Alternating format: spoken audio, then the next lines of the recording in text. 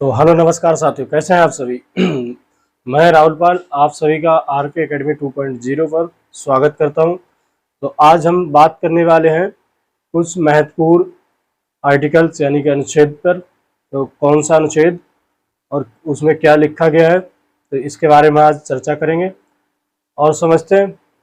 जो हमारे सभी कॉम्पिटिशन एग्जाम में आते हैं और बहुत ही महत्वपूर्ण, ये आज के बाद आप कभी भूल नहीं पाएंगे। इनको इस तरीके से याद करेंगे, रिवीजन करेंगे और वीडियो के अंत में इनका हम क्विक रिवीजन करेंगे, जिससे कि आप कभी भी नहीं भूल पाएंगे। तो आइए देखते हैं इनको किस प्रकार का। तो आर्टिकल दिया हुआ है हमें 0 से 1 से यानी कि 1 से 4 तक, इसमें हमें दिया हुआ है संघ राज्य क्षेत्र। संघ राज्य क्षेत्र आर्टिकल 1, इसमें हमारे संविधान में शुरू स्टार्ट हुआ था जब, तब उसमें 28 राज्य, कितने राज्य थे, 28 राज्य और 8 केंद्र शासित राज्य थे। अब 5 से 11 में हमें दिया हुआ है नागरिकता से संबंधित है। ये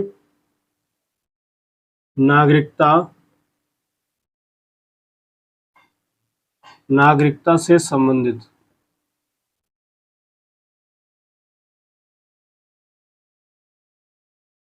काफी पेन ले लीजिए और फटाफट ये साथ के साथ लिखते जाइए। नागरिकता से संबंधित, इसी को आपसे पूछा जाता है कि संविधान जब बनके तैयार हुआ हमारा 26 नवंबर 1949 को, कब तैयार होता है, 26 नवंबर 1949 को तैयार हुआ। उसी दिन हमारे संविधान के कौन सा भाग यानी कि कौन से अनुच्छेद जो उसी टाइम लागू कर दिए गए थे, तो वो हमारे हैं अनुच्छेद 5 से 11। और ये कब लागू किए गए थे, हमारे 26 नवंबर 1949 को। तो ये बात भी याद रखिए। और अनुच्छेद 14 में हमें दिया है विधि के समक्ष समानता। इसका मतलब ये हुआ कि सरकार का कोई भी काम हो, यानी कि कोई भी, जैसे कि नौकरी, तो उसमें किसी भी प्रकार का कोई भेदभाव नहीं होगा। लिंग, जन्म, उनका स्थान या उनके रंग या फिर क्या है उनके एजुकेशन के हिसाब से, यानी कि सभी को समान रखा जाएगा और सभी को समान अधिकार दिए जाएंगे। ये हमारा मिलता है इसमें आर्टिकल 14 में, यानी कि अनुच्छेद 14 में। और 17 में हमारा छुआछूत का अंत।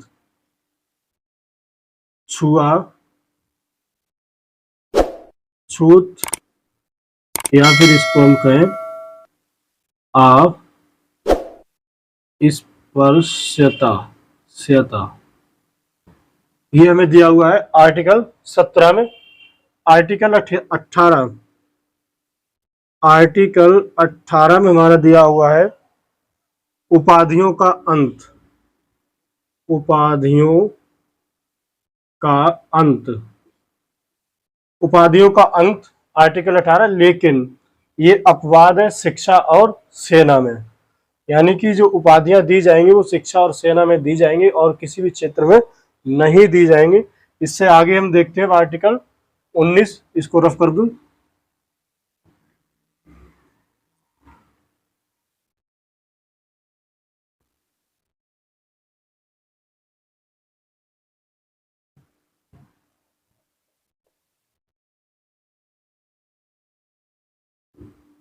आर्टिकल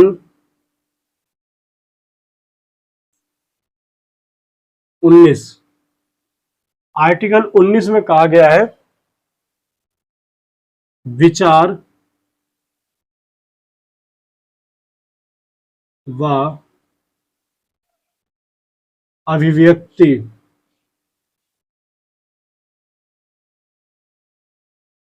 विचार व अभिव्यक्ति की स्वतंत्रता।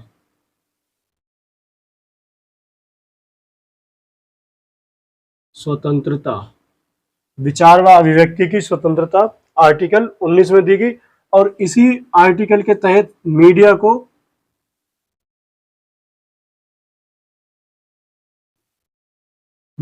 को बोलने की स्वतंत्रता है। मीडिया की स्वतंत्रता भी आर्टिकल 19 में दी गई। इसके बाद हमारे एक महत्वपूर्ण आर्टिकल जो आता है वो आर्टिकल 21। आर्टिकल 21 इसमें प्राणदेयी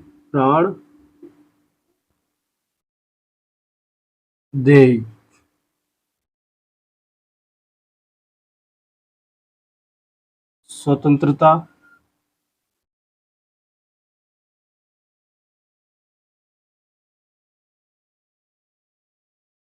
दिया हुआ है। फिर 21A 21A में ये हमारा ए, देखिए जब भी बड़ा ए लिखा जाता है इसका मतलब है कि हमारे संविधान में संशोधन किया गया है, यानी कि वह मूल संविधान में नहीं था बल्कि उसमें संशोधन करके उसमें संविधान में जोड़ा गया है। और जो स्मॉल ए बनी आएगी वो हमारा होता है मूल संविधान से ही उसमें जुड़ा हुआ है।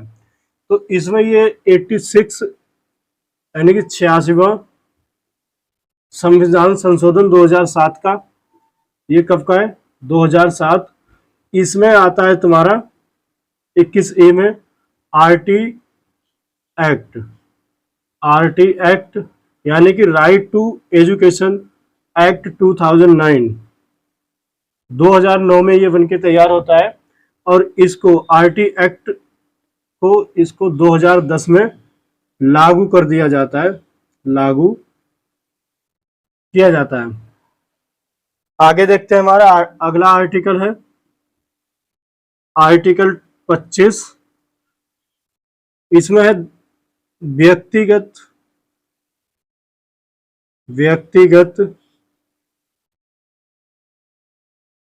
धार्मिक स्वतंत्रता, व्यक्तिगत धार्मिक स्वतंत्रता का अधिकार, यानी कि कोई भी व्यक्ति किसी भी धर्म को मानने की या ना मानने की वो उसकी खुद की आज़ादी है, यानी कि उसको स्वतंत्रता है कि वो मान सकता है किसी भी धर्म को माने, चाहे वो हिंदू सिख ईसाई मतलब कोई भी हो, और किसी भी धर्म को मान सकता है, ये उसकी आज़ादी है। अब आता है इसके बाद हमारा आर्टिकल 32। आर्टिकल 32 को इसको कहते हैं संवैधानिक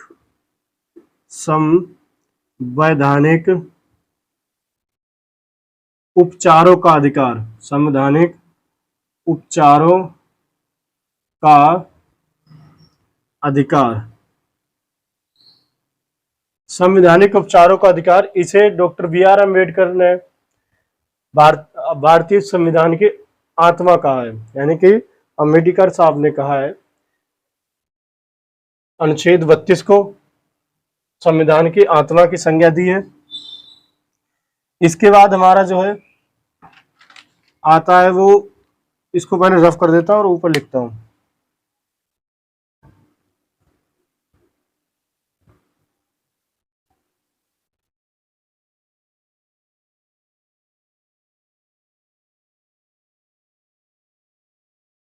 आप लोग जो भी मैं लिखता हूँ उसको फटाफट कॉपी पे लिखते जाएं और इनको हम रिवीजन करेंगे अभी। अब हमारा नेक्स्ट आता है इसमें आर्टिकल 39। आर्टिकल 39 में 42वां संविधान संशोधन होता है। 42वां संविधान संशोधन यानी कि इसको CA इस तरीके से लिख देता हूँ मैं, कॉन्स्टिट्यूशन अमेंडमेंट 1900 यानी कि 1976 1976 में। और इसी को इसमें क्या किया गया है 39 में निशुल्क शिक्षा,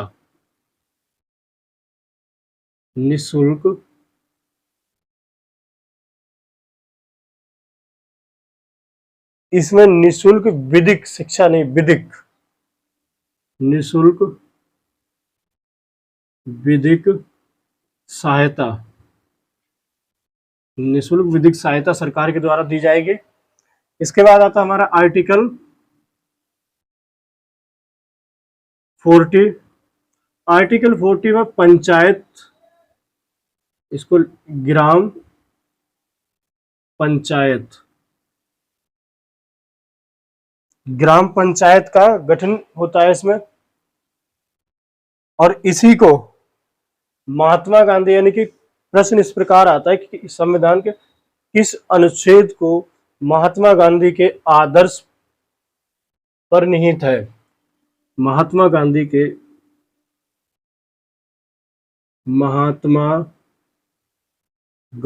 के आदर्श पर या में निहित।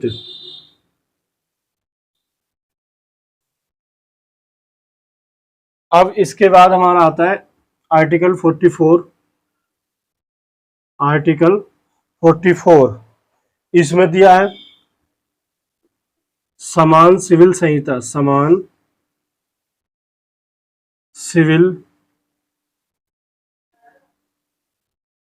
संहिता। आर्टिकल 44 में दिया है समान सिविल संहिता। इसका मतलब यह हुआ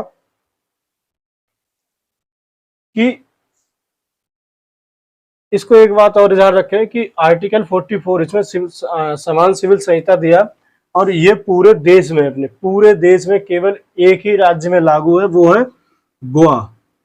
कौन सा? गोवा राज्य में ये लागू है, और किसी भी देश में ये लागू नहीं है। इसके बाद आता हमारा आर्टिकल 48। आर्टिकल 48, आर्टिकल 48 इसमें जो है गौ हत्या, गौ हत्या अपराध है, अपराध है।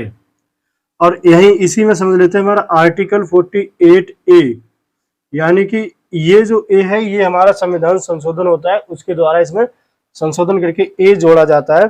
और इसमें पर्यावरण संरक्षण, पर्यावरण संरक्षण के ऊपर बल दिया जाता है, पर्यावरण संरक्षण के ऊपर बल दिया जाता है। तो आइए इसको कर देते हैं रफ, अब आगे करते हैं फिर।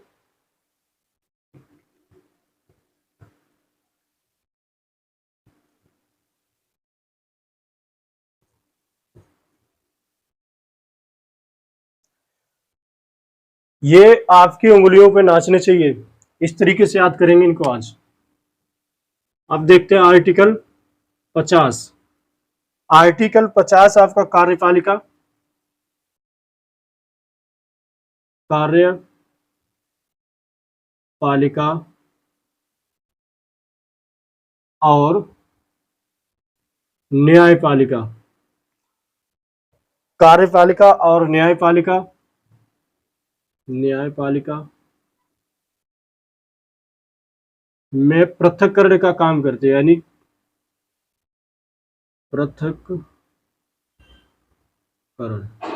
पृथक्करण का काम करते हैं, यानी कि इनको अलग अलग करने का काम करता है आर्टिकल। ये लिखा हमारे 51। नेक्स्ट आता हमारा बहुत ही महत्वपूर्ण आर्टिकल, वो है 51। सॉरी, ये 50 था, ये 51। इस 51 में पहले मैं बता दूं आपको कि हमारा जो 36 से 51 आर्टिकल,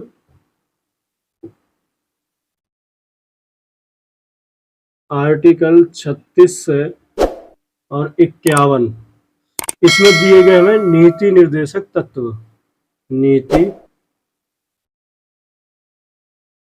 निर्देशक, सॉरी, नीति निर्देशक तत्व।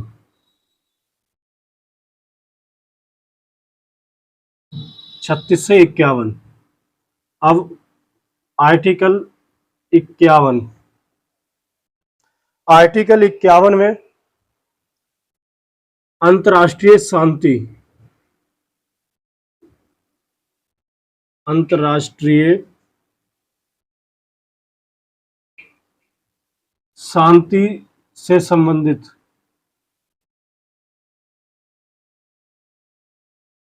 अंतर्राष्ट्रीय शांति से संबंधित इसमें दिया हुआ है इस 51 और 51 ए में आर्टिकल 51 1 ए, आर्टिकल 51 1 नहीं बल्कि ये हमारा ए है, आर्टिकल 51 ए, इसमें मौलिक कर्तव्य दिए हुए हैं। 51 तक क्या दिए हमें, नीति निर्देशक तत्व, और 51 में हमें दिया हुआ है अंतर्राष्ट्रीय शांति से संबंधित, और 51 ए में हमें दिया है मौलिक कर्तव्य। क्या दिए, मौलिक कर्तव्य, कर्तव्य 51 ए में मौलिक कर्तव्य दिए। आर्टिकल 52 52 इसमें लिखा है कि भारत का एक राष्ट्रपति होगा, भारत का एक राष्ट्रपति होगा, यानी कि भारत का एक राष्ट्रपति होगा। और 53 आर्टिकल 52 में कहा गया है कि भारत का एक राष्ट्रपति होगा। 53 में कहा गया है, आर्टिकल 53, जो भारत का राष्ट्रपति होगा उसमें कार्यपालिका की शक्तियां, यानी कार्यपालिका की शक्तियां राष्ट्रपति या फिर राष्ट्रपति के पास कार्यपालिका की शक्तियां होंगी। राष्ट्रपति के पास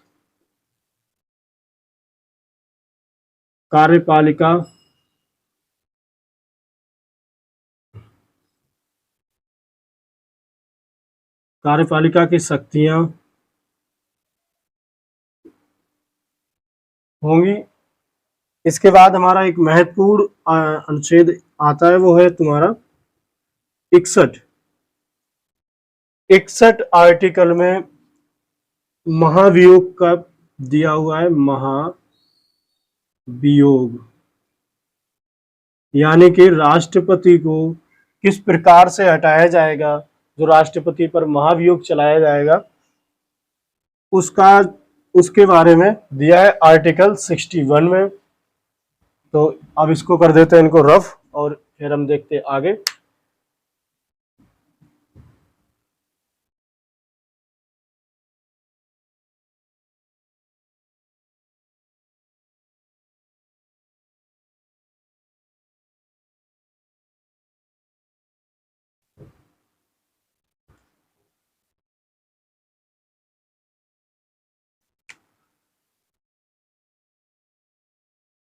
आर्टिकल 62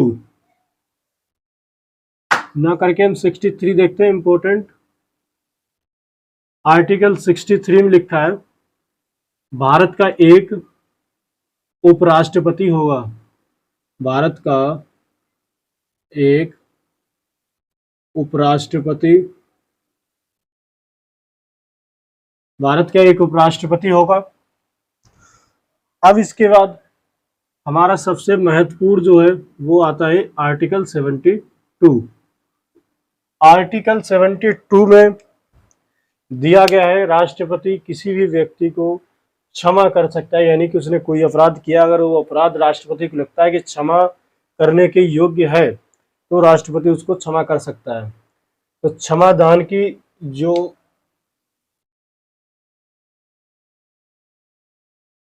क्षमादान, राष्ट्रपति को क्षमादान की जो शक्ति प्राप्त है वो आर्टिकल 72 से प्राप्त है।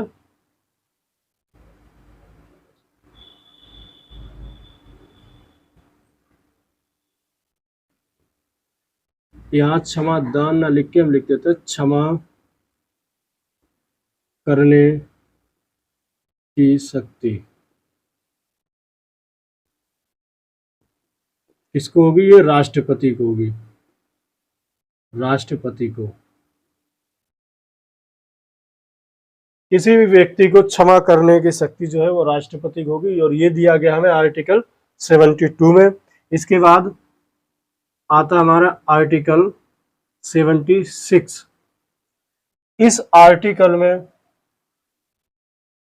दिया गया है भारत का महान्यायवादी। कौन? भारत का महान्यायवादी। भारत का महान्यायवादी। भारत का महान्यायवादी, इसका मतलब ये होगा कि भारत सरकार का सबसे बड़ा वकील, सबसे बड़ा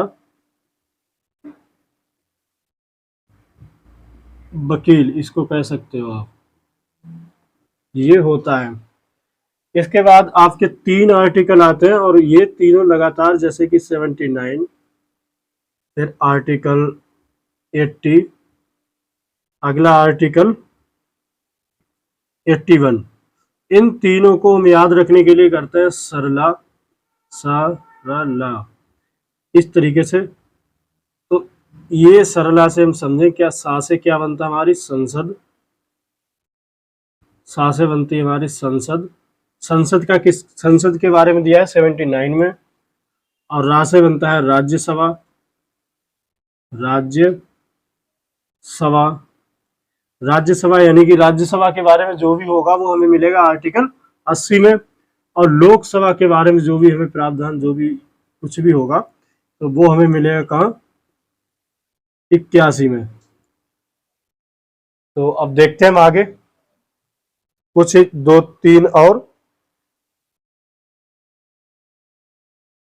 अगला दिया हमें आर्टिकल 105। आर्टिकल 105 संसदीय विशेष अधिकार। क्या है इसमें? इसमें है संसदीय विशेष अधिकार, विशेष अधिकार यानी कि जो एमपी होते हैं, ये एमपी को जो अधिकार मिलते हैं वो हमें दिया गया है आर्टिकल 105 में। तो आइए फटाफट 2-1 और करते हैं, इनको रफ कर देता हूं।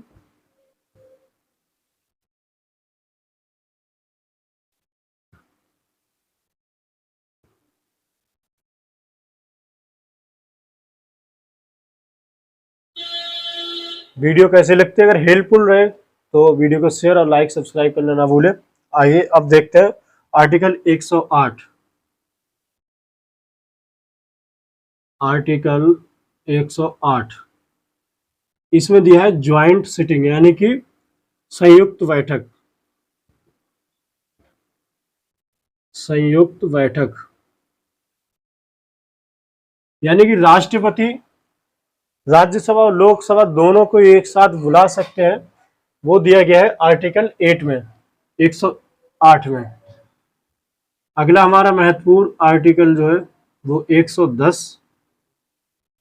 आर्टिकल 110 में कोई भी विधेयक, वह धन विधेयक है या नहीं, इसका किसमें वर्णन मिलेगा तुम्हें? आर्टिकल 110 में। तो ये धन विधेयक, धन